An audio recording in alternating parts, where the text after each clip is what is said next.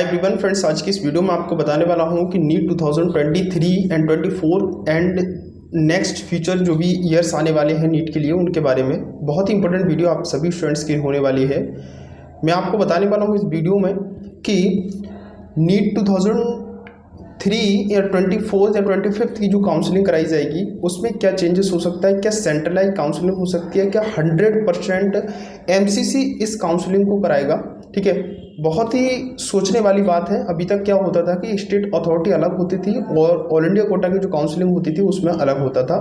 ठीक है, मैं ये नहीं कह रहा हूँ कि ये रूल लागू हो गया है, लेकिन ये एक ड्राफ्ट के फॉर्मेट में है और एक ड्राफ्ट के फॉर्मेट में होने के कारण इसमें क्या क्या बताया गया आपको मैंने ऑफिशियल नोटिफिकेशन भी दिखा रहा हूँ, साथ ही आपको दिखा रहा हूँ जो न्यूज़पेपर में आया है वो भी आपको मैं इस वीडियो में दिखा रहा हूँ।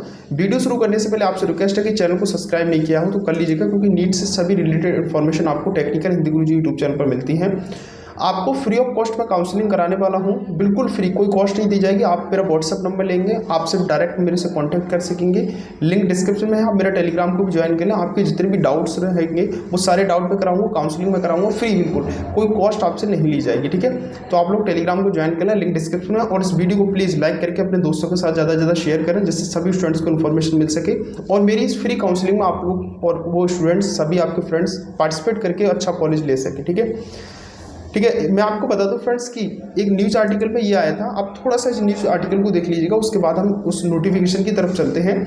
एक न्यूज़ आर्टिकल में ये आया है कि चिकित्सा परामर्श समिति ने, ठीक है, तैयार किया प्रस्ताव मंजूर, तो होगा 1 लाख छात्र छात्राओं को बहुत मिलेगी राहत। ठीक है, बोला गया है कि नीट अब एक ही काउंसलिंग, ठीक है, मतलब कोई भी अलग अलग काउंसलिंग नहीं होगी, ना ही स्टेट का अलग ना ही ऑल इंडिया का अलग होगा, तो केवल एक काउंसलिंग होगा, जैसे हम सेंट्रलाइज काउंसलिंग कहते हैं। हम काफ़ी टाइम से कहते आए हैं कि जो जेईई की काउंसलिंग हो जिस तरह से होती है सेंट्रलाइज, उसी की तरह अगर ही होता है तो बहुत बेनिफिट है। इसके मैं एडवांटेज भी आपको बताने वाला हूँ कि किस क्या क्या एडवांटेज है अगर ये एक ही काउंसलिंग होती है तो। ठीक है, अगर एक ही काउंसलिंग होती है तो पहले पता चलेगा सेंट्रल व स्टेट में कौन सा कॉलेज आपको मिल सकेगा। ठीक है, देखो अभी तक क्या होता था कि मान लो बच्चा क्या करता था कि ऑल इंडिया काउंसलिंग में पार्टिसिपेट करता था, उसमें फीस भरता था। ठीक है, फिर स्टेट काउंसलिंग में भी पार्टिसिपेट करता था, उसके लिए भी अलग फीस भरता था। लेकिन यहाँ पर ऐसे में आपको अलग फीस नहीं भरनी पड़ेगी।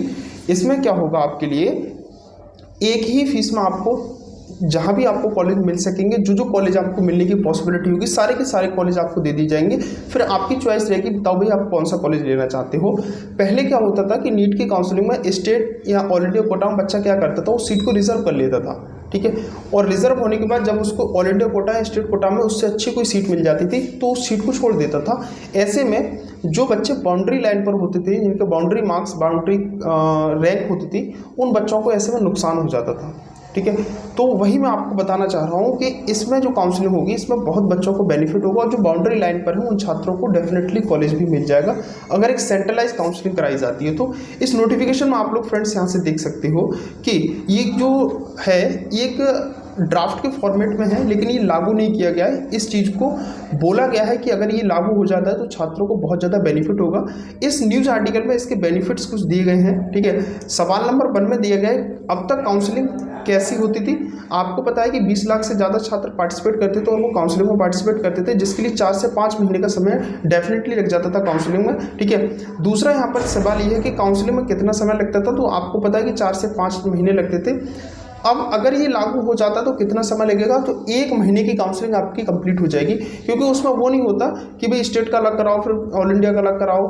इसमें वो नहीं होगा, इसमें सीधा सा क्या होगा, एक काउंसलिंग होगी और एक काउंसलिंग में पूरा सब कुछ कंप्लीट कर दिया जाएगा। ठीक है, कॉमन काउंसलिंग से फ़ायदा क्या होगा, मतलब अगर ये लागू हो जाता है कॉमन काउंसलिंग, सेंट्रलाइज काउंसलिंग, तो क्या बेनिफिट होगा, अलग अलग राज्य में काउंसलिंग में जाने का खर्चा बचेगा, समय बचेगा और बच्चे समय पर काउंसलिंग में सीट नहीं मिलने पर वो तैयारी के लिए उस समय को मिल पाएगा।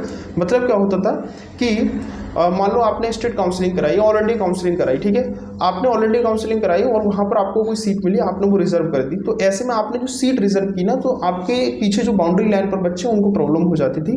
उसके बाद आपको स्टेट काउंसलिंग में कोई अच्छा कॉलेज मिल जाता तो आप उस सीट को छोड़ देते थे, तो वो सीट खाली रह जाती थी और जो बाउंड्री लाइन पर बच्चे रहते थे उनको भी वो सीट नहीं मिल पाती थी। ठीक है, तो इसका सीधा सा फंडा यह है, इसमें सबसे पहले तो आपको 1 महीने की काउंसलिंग में पता चल जाएगा तुरंत ही। 1 महीने से ज़्यादा समय नहीं लगेगा, 1-1.5 महीने लगेगा। इसमें कौन सा कॉलेज आपको दिया जा रहा है, टाइम बचेगा। अगर आपको लगता है कि कॉलेज नहीं मिलेगा, वो सीधे तैयारी पर आप लग जाओगे। उसमें क्या होता था कि 4-5 महीने आपका टाइम वेस्ट होता था, 4-5 महीने पढ़ाई खराब करते थे, क्योंकि मोस्टली बच्चे यही करते हैं कि काउंसलिंग जब तक कंप्लीट नहीं हो जाती, क्योंकि आस लगी रहती है कि भाई हमको कॉलेज मिल जाएगा, और नहीं मिलता, फिर बाद में वो क्या करते हैं, फिर तैयारी करते हैं। तो यहाँ पर आपका 4-5 महीने वेस्ट हो जाएंगे। तो इसमें आपके 4-5 महीने वेस्ट नहीं होंगे, इसकी ये एडवांटेज है, ठीक है। दूसरा यहाँ पर क्या है फ्रेंड्स कि यहाँ से ये जो है, देखो यहाँ पर एक बोला गया है 5 काउंसलिंग में लगते थे 5 माह, अब 1 माह बच्चों को पैसा और समय दोनों ही बचेगा। राज्यों के हेल्थ सेक्रेटरी और बीसी, जितनी भी यूनिवर्सिटीज़ हैं उनकी जो वीसी हैं, उन सभी को ही प्रस्ताव भेजा गया है और उनकी मंजूरी मिलेगी। क्या मिलता है वो बात की बात है, लेकिन अभी इसको लागू नहीं किया गया है, ध्यान देना, ठीक है। तैयारी का प्रस्ताव है ये, ठीक है। मंजूर हुआ तो आगे ये लागू होगा, लेकिन ये नहीं कह सकते कि इसी साल से लागू हो सकता है कि इस साल से लागू ना हो सकता है नेक्स्ट ईयर से भी लागू ना हो, ठीक है। तो ये भी कंफर्म नहीं है। दूसरा बात मैं यहाँ पर बताना चाह रहा हूँ, लाइक आपने देखा होगा कि एनएमसी का 50% जो बिल लागू होना था वो 2019 में लाया गया था, लेकिन उसके बाद क्या हुआ, वो कोई लागू नहीं हुआ ढंग से कहीं पर, ठीक है। कोर्ट में गए थे कुछ कॉलेज उसके अगेंस्ट में गए थे। तो ऐसे में ये होता है कि मंजूर होना बहुत बड़ी बात है अपने आप में। अगर ये मंजूर हो जाता तो बहुत से एडवांटेज इसके होंगे और आप लोगों को बहुत बेनिफिट इससे मिलेगा। आपकी क्या राय है इसको लेकर मैं चाहूँगा कमेंट बॉक्स में जरूर बताएं। चैनल को सब्सक्राइब नहीं किया कर लीजिएगा, बाकी जो अपडेट रहेगी मैं आपको इन्फॉर्म करता रहूँगा। चैनल को सब्सक्राइब कर लीजिएगा। मिलते हैं नई वीडियो में नई अपडेट के साथ, तब तक के लिए बाय।